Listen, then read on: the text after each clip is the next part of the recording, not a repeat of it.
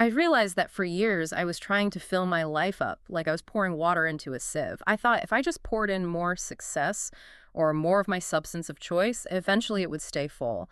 But the holes were the problem, not the amounts I was pouring. That's exactly what the thief wants. He wants us to keep pouring into a broken life until we're just, done. But principle one is about letting Jesus mend the container. When we admit we're powerless, we stop the frantic pouring and we let him fill us up from the inside out. He doesn't just give us enough to survive. He gives us life to the full. If you're feeling that cold wind today, it's a signal that it's time to stop looking at the sieve and start looking at the source. Welcome back to the cafe, everyone. It's incredibly good to be sitting here with you again as we continue walking this road of recovery together. It really is. Yeah, and if you are joining us for the very first time today, just, grab a cup of coffee, pull up a chair if you belong here. Absolutely. We're so glad you're at the table with us. We really are. So, we are stepping into part 7 of our Serenity Robbers series today. And, well, we are confronting a thief that operates a little differently than the others we have discussed so far. Yeah, it's a completely different kind of animal, honestly. Right. Today, we are talking about emptiness. And when we think about a robber, we usually think about a tangible loss, right? Sure, like something goes missing. Exactly. You had peace and someone took it. You had joy and a bad circumstance just, stole it from you. It's subtraction. Right, subtraction. But emptiness is, well, it's an active thief that leaves something behind. It leaves this hollow hole inside us. Yeah. It is not just a passive absence of feeling. It's not just a blank space. It is a relentless, aching, demanding presence. That is such a vital distinction to make right at the start. And I am really glad we were lingering on this definition because we so often misdiagnose emptiness. All the time. We do. We think it is just a lack of something. We tell ourselves, I just don't have enough money right now, or I just don't have the right relationship right now. Like it's just a math problem. Exactly. We assume the feeling is simply the logical math of not having those specific items in our inventory. But emptiness, as the Serenity Robber, is not a blank space on a spreadsheet. No, it's really not. It is a demanding, consuming force. So our mission for our time together today is to move past those frantic, desperate attempts to plug the holes with all the wrong things. Which we all do. Oh, constantly. Yeah. We're going to explore how to let the true source of life into those hollow places so that the cold wind of isolation finally truly stops blowing. Yeah. We want to move from just managing the leak to experiencing actual structural healing of the heart. Structural healing. Yeah. I love that phrasing. And, the lesson describes this feeling perfectly as a cold wind that blows right through us. It's such a visceral image. It is. And I want to really sit with that reality for a moment because if you are listening to this right now, you likely know exactly what that cold wind feels like in your bones. You felt the chill. Right. It is not just a fleeting moment of sadness on a rainy Tuesday. It's not just a bad mood because you had a frustrating day at work. It is a quiet hunger of the soul. A quiet hunger, wow. Yeah, it is a pervasive, chilling draft that seems to completely ignore whatever we try to wrap ourselves in. I mean, you can be standing in a crowded room, totally surrounded by people who genuinely love you. Which is almost worse sometimes, right? Oh, it's the loneliest feeling in the world. You can have every outward marker of success, the career, the house, the perfect family. And yet underneath all of it, there is this internal draft, a shivering of the spirit. It's like a sinkhole that just quietly opens up right in the center of your chest. A sinkhole is a brilliant way to describe it. Because what does a sinkhole do? It compromises the entire foundation. It does. It undermines everything built on top of it. Exactly. And that shivering, that foundational instability, is precisely why emptiness acts as a serenity robber. Because serenity, by its very nature, requires peace, right? It requires a solid ground to stand on. It means you can be still even when the world around you is completely chaotic. You have that anchor. Yes, the anchor. But when you have that hollow void inside of you, it creates this constant internal echo. It demands your attention every single second. You can't ignore it. You cannot be still when your soul feels like it is starving. That quiet hunger robs us of stillness because it keeps us in a state of perpetual seeking. We become restless. Constantly looking around. Constantly scanning the horizon, trying to find the nearest, quickest thing to stop the chill. We lose our peace entirely because all our internal energy is directed toward trying to muffle that echo. It completely depletes you. You spend your entire day managing the draft. You wake up and it's there. You wake up, you feel the chill, and your immediate instinct is, what can I consume or what can I do to make this feeling go away? Right. How do I fix this right now? Which brings us directly to the frantic pouring we talked about in the opening. Because before we reach Principle 1, before we truly grasp the reality of our powerlessness, we spend years, sometimes decades of our lives trying to patch those holes ourselves. So much wasted energy. Oh, completely. We act like amateur plumbers trying to fix a shattered main water line with, masking tape. Or chewing gum. Right. We use whatever materials are within arm's reach to plug the gap.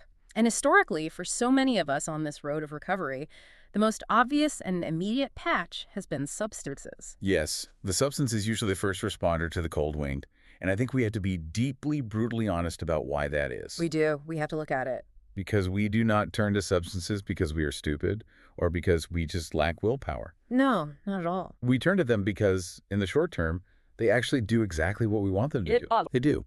A substance offers a very immediate, very reliable, albeit highly temporary, numbness to the cold.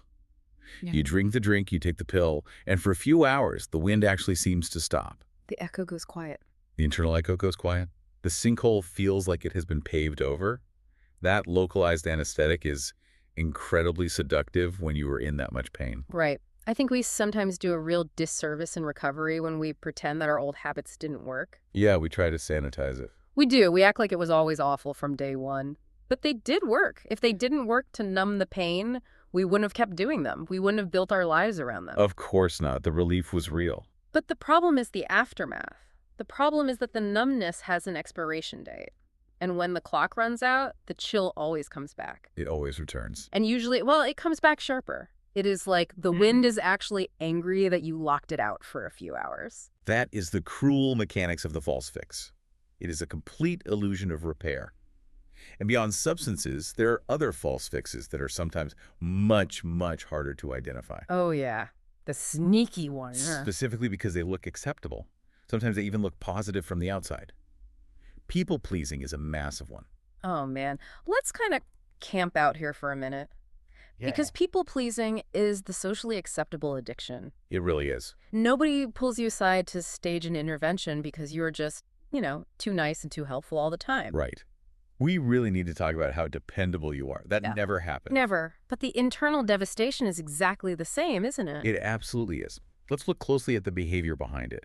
We feel that hollow void, right? We feel intrinsically worthless, like we just do not matter. Right. So we try to fill the hole with the approval of others. We decide that if we could just get enough people to say thank you, or we couldn't possibly do this without you, or you are so helpful. We collect those phrases. Yes, we gather them up. Because we think maybe that validation will stick to the sides of the void and make us feel whole. So we bend our own boundaries. We break our boundaries, really. We do. We say yes to commitments when every single fiber of our being is screaming no. We agree to take on extra shifts or run another committee or solve a friend's crisis for the 100th time, all in an attempt to gather enough praise to feel full. Just one more thank you will do the trick. But here's the tragedy of people-pleasing. It offers a completely false sense of value. The validation of another human being cannot mend a spiritual hole. It just slides right through the sieve. Okay, let me play devil's advocate here for a second, because I know someone listening right now is thinking this exact thing. Okay, bring it on. Isn't serving others a good thing? I mean, we literally talk about serving others as a key part of recovery later on in our conversation today. We definitely do. So where is the line? How is volunteering for a committee a false fix in one breath, but then it's spiritual abundance in another? What is the actual difference between being a genuinely generous person and being a toxic people pleaser? That is a phenomenal question. And it all comes down to the underlying motive and the direction of the flow. The flow, okay. Yeah. When you are operating from a place of spiritual abundance, you are giving from a place of overflow. You are secure in your worth. You know you are loved by the true source, and therefore you can freely give your time and energy without requiring anything in return. No strings attached. Exactly. You are not keeping score. But when you are people-pleasing to fill a void, the action is entirely transactional. Transactional. Yes. Yeah. You're not actually giving, you are purchasing. You are attempting to buy validation with your helpfulness. Wow. You are purchasing validation. That hits really hard. It does hit hard because we don't want to admit it. We want to think we're just being nice. But think about the resentment that builds when we people please. Oh, the resentment is huge. Right. If you say yes to helping a friend move, and then they don't profusely thank you, or they don't return the favor down the road, and you find yourself absolutely furious and bitter, that is the clearest indicator that you were not freely giving. Because if it was a free gift, you wouldn't care. Exactly. You wouldn't be mad. But you are mad because you were attempting a transaction. You were using their expected gratitude as a drug to numb your own emptiness. Wow. And when they didn't provide the drug, you experienced emotional withdrawal. That is why the validation of others is a false fix. It requires the other person to be a perfect dispenser of praise, which no human being can ever be. So you are left shivering again, resentful, and totally empty. That distinction between connection and transaction is so crucial because when I was deep in my own stuff, I was the absolute king of the transaction. A lot of us were. I would twist myself into a pretzel to be whatever someone needed me to be. If they needed a funny guy, I was the funny guy. If they needed a shoulder to cry on, I was that shoulder. But I wasn't actually connecting with them. I was just trying to extract their approval to quiet my own internal echo. And you're right, the hit of a yes or a thank you, it evaporates in about 5 minutes. Then you are right back to starving. Which leads us perfectly into the other widely celebrated false fix, which is busyness. Oh, busyness. This one is incredibly deceptive because our modern culture absolutely applauds it. We treat a packed schedule as a badge of honor. We brag about it. I'm so busy. I'm so swamped. Yes, we work late. We join every single group we can find. We keep the radio on in the car. We keep the television on in the background at home. We are constantly scrolling on screens. Always needing input. We create an unbelievable amount of noise. Yeah. And we do it intentionally. We do it specifically to drown out that quiet hunger. We get trophies for ignoring the cold wind. We do. We literally give out awards to the person in the office who sacrifices their weekends and never takes a single day off.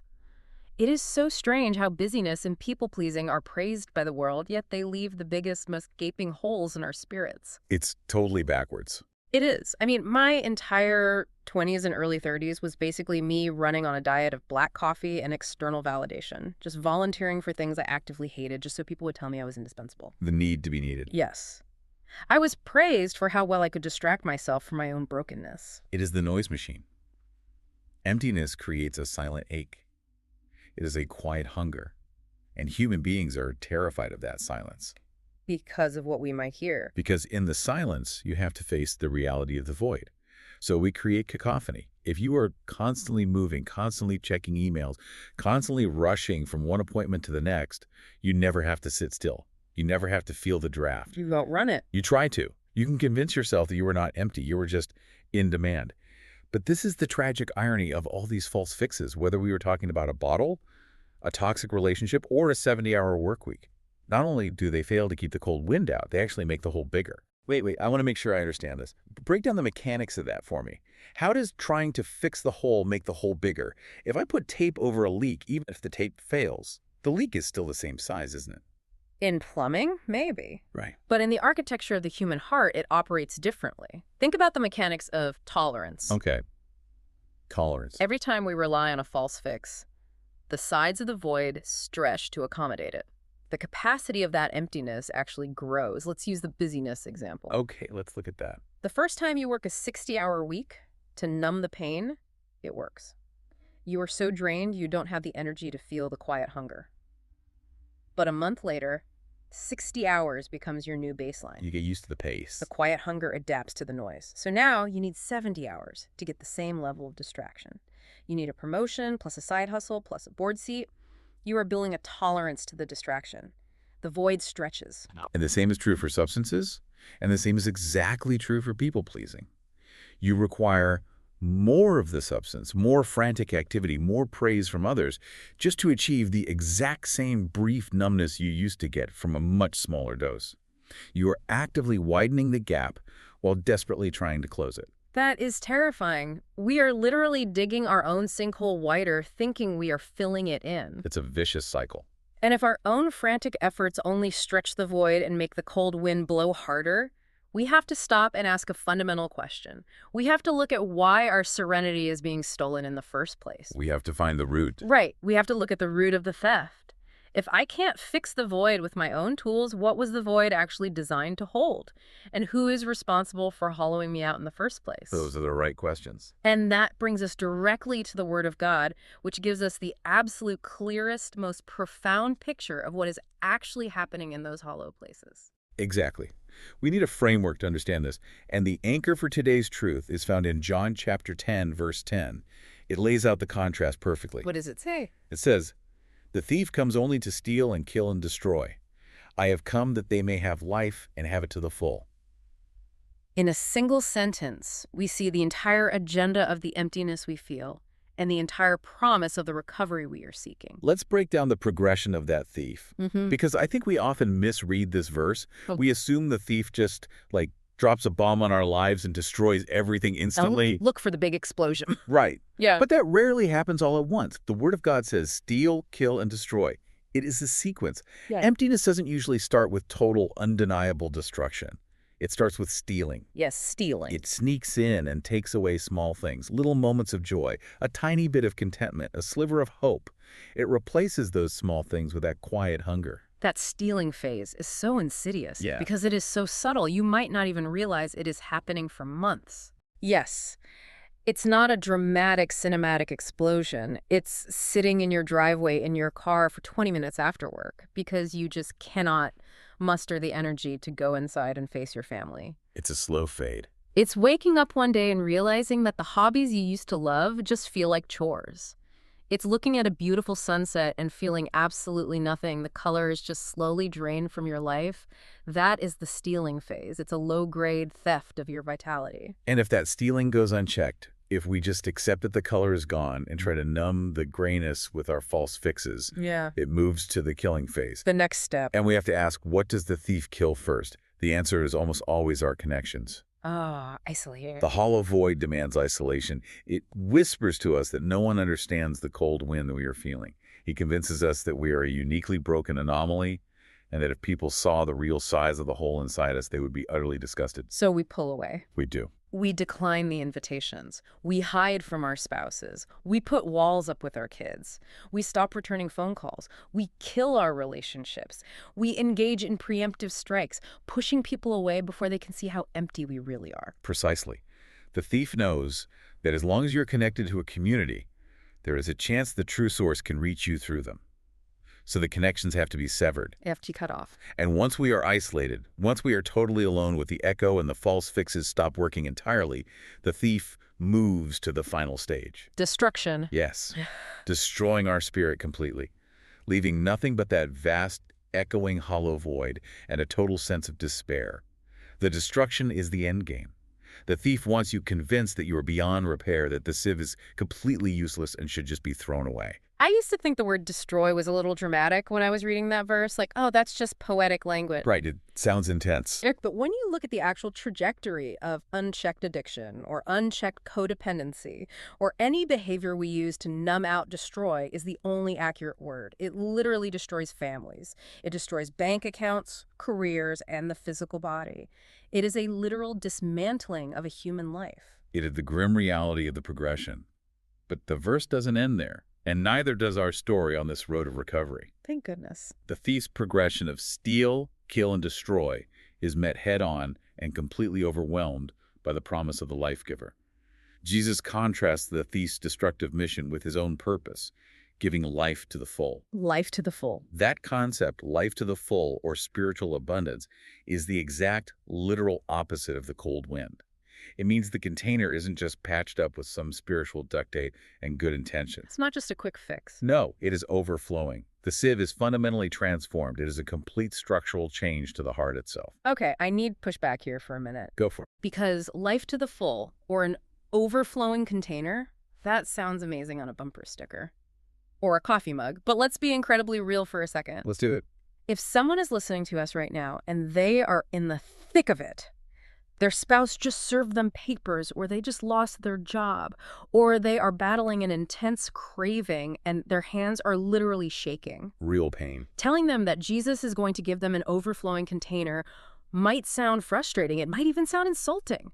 How is this promise of spiritual abundance, not just toxic positivity dressed up in theology, How do we reconcile life to the full with the profound pain we still experience in life? I love that you are pushing on this because it is the most critical hurdle to understanding what the life giver is actually offering. It's a huge stumbling block for people. It is. Yeah. Because if we define life to the full as a life entirely free from pain, a life with a perfect bank account and a flawless marriage, then yes, it is toxic positivity and it is a lie. But that is not what spiritual abundance means. Spiritual abundance is not merely the absence of the cold wind, and it is certainly not the absence of difficult circumstances. It is the presence of something entirely new and self-sustaining inside of you in the midst of those circumstances. Okay. Give me a tangible picture of what that actually looks like. It looks like this. You can receive those divorce papers or lose that job, and you will absolutely feel grief. You will feel sorrow. You will feel anger. You still feel the hard things. Yes, but you will not feel empty. You will not feel like your fundamental worth has been destroyed. Spiritual abundance is a structural peace that generates its own warmth, regardless of the storm raging outside the house. Wow. Generating its own warmth. It is the deep-seated, immovable knowledge that you are completely known, fundamentally secure, and unconditionally loved by the Creator.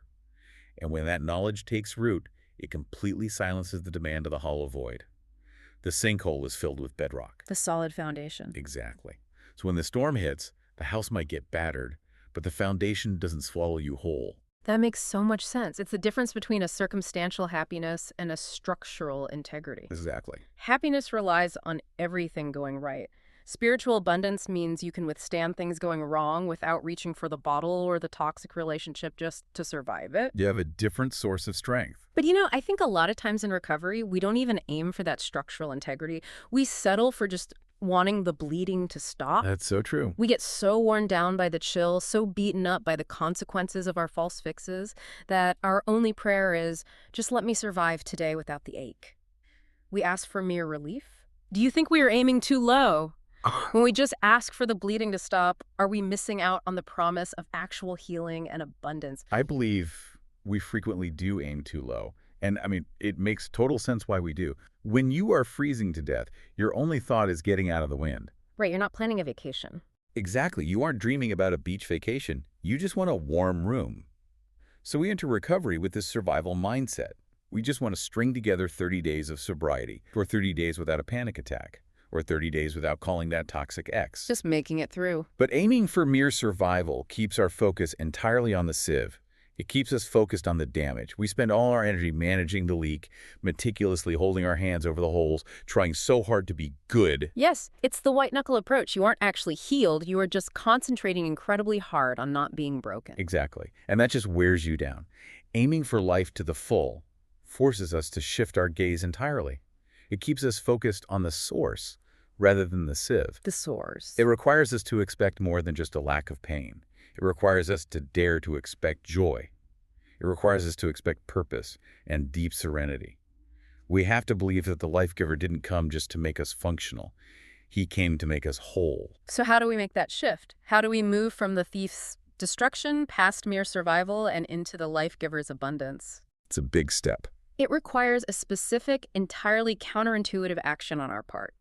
To move from the cold wind to spiritual abundance, we have to start with admission. The hardest part.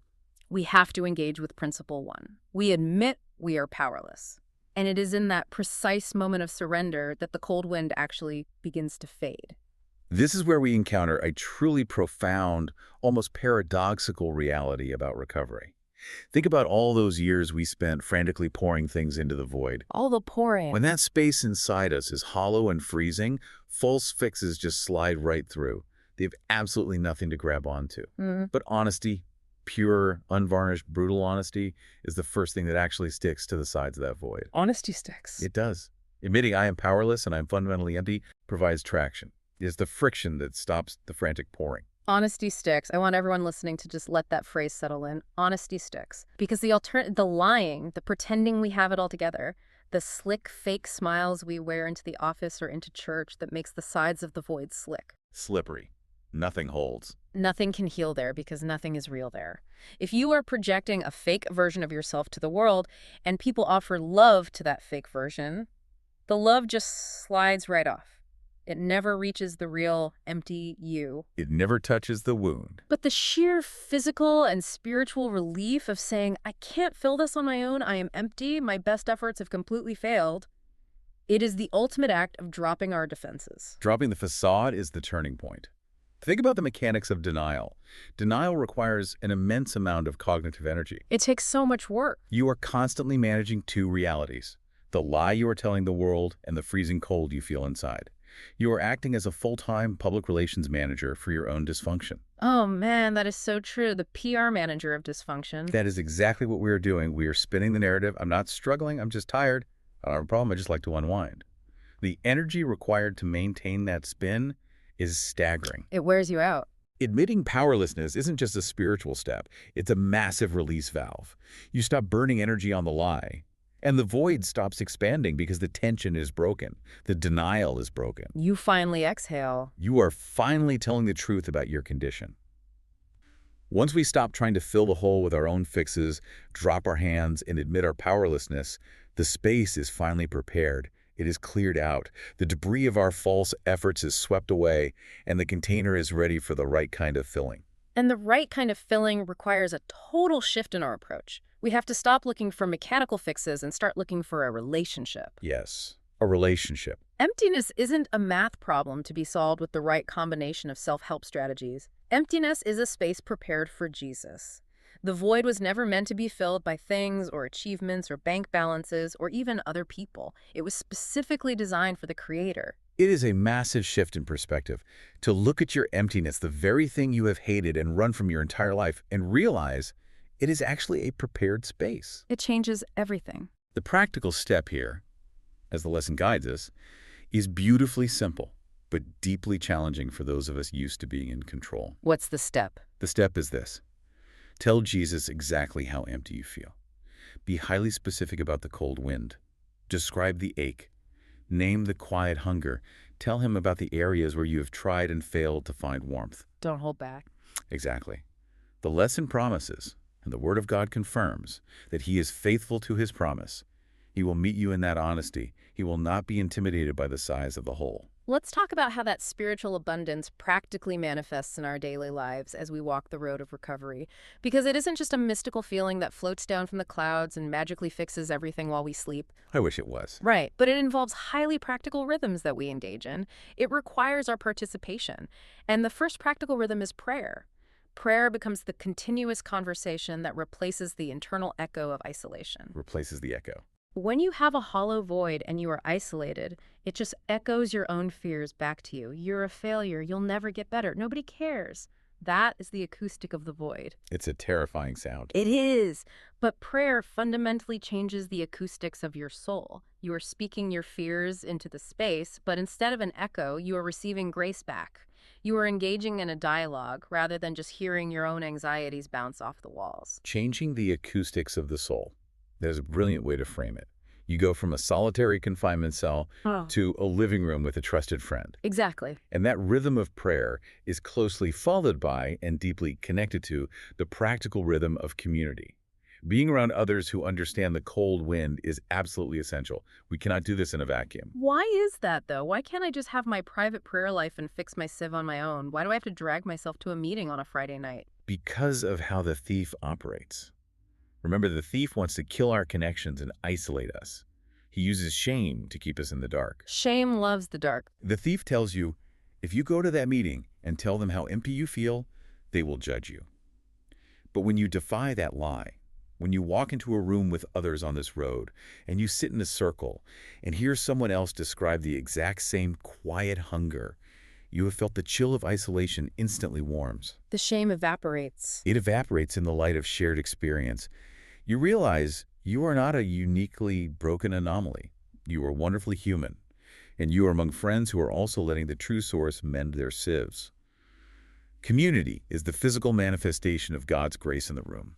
And there is one more vital practical filler, and that is soothing others. Now, we talked earlier about the dangers of toxic people-pleasing, so we need to be very clear about why this is different. It's completely different. True, boundary-respecting service is perhaps the ultimate way to experience life to the full. When we are trapped in the cold wind of emptiness, our focus is entirely obsessively inward. We are consumed with our own lack, our own hunger, our own pain. We can only see ourselves. Right. We are looking at our own belly button all day long.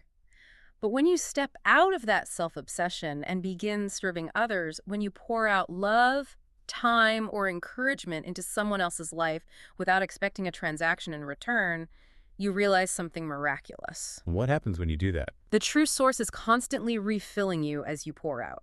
You are no longer a broken sieve desperately trying to hold on to a few drops of water, terrified of leaking. You become a channel of grace. A channel. The water flows from the source, through you, and into the life of the person you are helping. And as the water flows through you, it heals the vessel. The act of becoming a conduit for grace is what brings the container to life. Being a channel rather than a container changes everything. It completely relieves the pressure of having to maintain your own fullness. Because it's not up to you anymore. Right. But, hearing about these concepts, the power of prayer, the necessity of community, the healing nature of serving, it's one thing to hear it. But as we always say, recovery requires us to move from passive hearing to active doing. We have to do the work. It requires us to take a fearless, honest look at our own hearts and take action. It is time to bring this abstract theology down to the ground floor of our own lives today. Yes, it is. And that brings us to the personal inventory portion of our conversation today. The lesson asks a very direct question, and we want to pose this directly to you listening right now, wherever you are. Listen closely. The question is, describe the emptiness you feel and some new ways you're finding to fill it. This is the moment where honesty must stick. We encourage you, do not shy away from describing the cold wind in vivid detail. Name the emptiness. Put specific words to the quiet hunger. Get really specific. Generalities will keep you sick. Specificity will set you free. Is it a desperate hunger for approval from a specific parent or boss? Is it a chill of loneliness that hits you the moment you pull into your driveway and walk into an empty house? Is it that 2 a.m. feeling? Is it a hollow echo of past regrets that keeps you awake at 2 a.m.? Name it. Shine a bright, uncompromising light on the exact dimensions of the void. And once you name the void, write down the new ways you are finding to fill it. And please acknowledge the small victories. Recovery is not usually built on massive cinematic triumphs. It's just the small steps. It is built on small, courageous choices strung together over time. Write down that you made a 5-minute phone call to a sponsor instead of isolating in your room all evening. Write down that you spent 5 minutes in prayer instead of 20 minutes seeking validation by scrolling on a screen. Those are huge. Write down that you showed up to a meeting even when the quiet hunger was screaming at you to stay home and numb out. These are the new ways. They might feel small, but they are the structural reinforcements of your soul. And remember, answering this inventory question isn't meant to be an isolated exercise that you do in a locked room. Bringing these answers into the light of community is what seals the cracks. We need each other. We need to hear your victories to be encouraged, and we need to help carry the weight of your hollow places. We are meant to bear one another's burdens. Do not answer this question in your journal and then hide the paper under your mattress. Bring it to your group. Share it with your sponsor. Say the words out loud to another human being. As we draw our time together to a close, I want to offer a final reflection for you to carry with you this week as you navigate whatever circumstances you are facing. Think about this. What if the hollow void you've been running from your whole life, the ache you have spent so much energy trying to numb, wasn't a curse? What if it wasn't a curse? What if it was the exact dimensions of the space Jesus prepared to reside within you? What if the emptiness was just the physical sensation of making room for life to the full? That is a beautiful, transformative truth to hold on to. Yeah. We want to warmly invite you to join us as we continue to seek that life to the full together. If you are near us, please join our community at Peters Creek Baptist Church in South Park, Pennsylvania. We would love to see you. Every Friday, we gather to walk this road. Here is our weekly schedule. At 6:30 p.m., we have large group worship. And we have a special note for you. On Friday, May 8th, during large group, there will be a men's step study completion ceremony. That's going to be great. Please join us to celebrate these brothers and the hard work they have put into their recovery. From 7:30 to 8:30 p.m., we break out into gender-specific small groups. And from 8:30 to 9 p.m., we gather for the Crosstalk Cafe. Also, please note that on the final Friday of each month only, we serve dinner from 5:15 to 6 p.m. If you are not local to the South Park area, we still deeply want you to find this kind of community. Please find a Celebrate Recovery near you by heading to crlocator.com and entering your zip code. There is a room with a chair waiting for you and a group of people ready to welcome you exactly as you are. And if you have any questions or just need to reach out and make a connection today, you can email Craig Amstone at craig.amstone@gmail.com, or you can contact the church office directly at info@pcbc.church. Thank you for spending this time with us today. Remember, you are loved. You are not walking this road alone. And the life giver is ready and waiting to replace that cold wind with true, overflowing spiritual abundance. Keep coming back.